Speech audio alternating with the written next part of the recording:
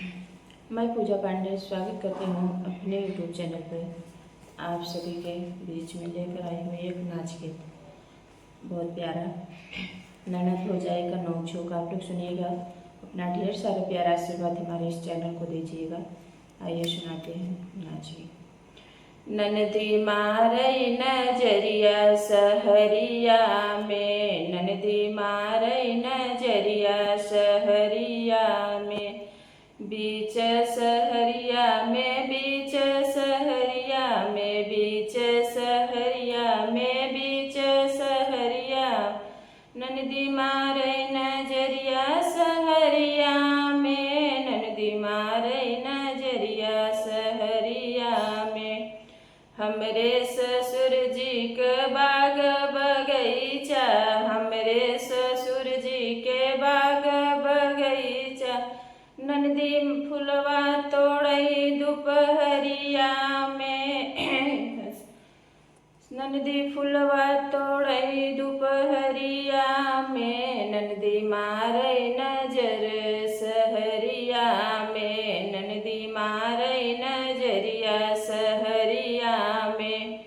हमरे ससुर जी के बाग बगीचा, हमरे ससुर जी के बाग बगीचा, ननदी फुलवा तोड़ई दोपहरिया में, ननदी मारई नजरिया सहरिया में, ननदी मारई नजरिया सहरिया में, ननदी मारई नजरिया सहरिया में, ननदी मारई नजरिया सहरिया में।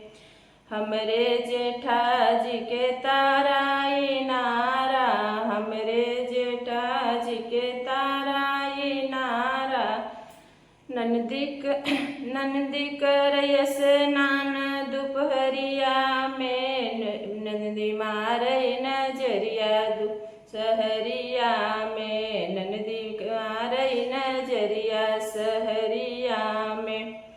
हमरे जेठाजी के ताराई नारा, हमरे जेठाजी के ताराई नारा, ननदी करई स्नान दोपहरिया में, ननदी मारई नजरिया सहरिया में, ननदी मारई नजर सहरिया में।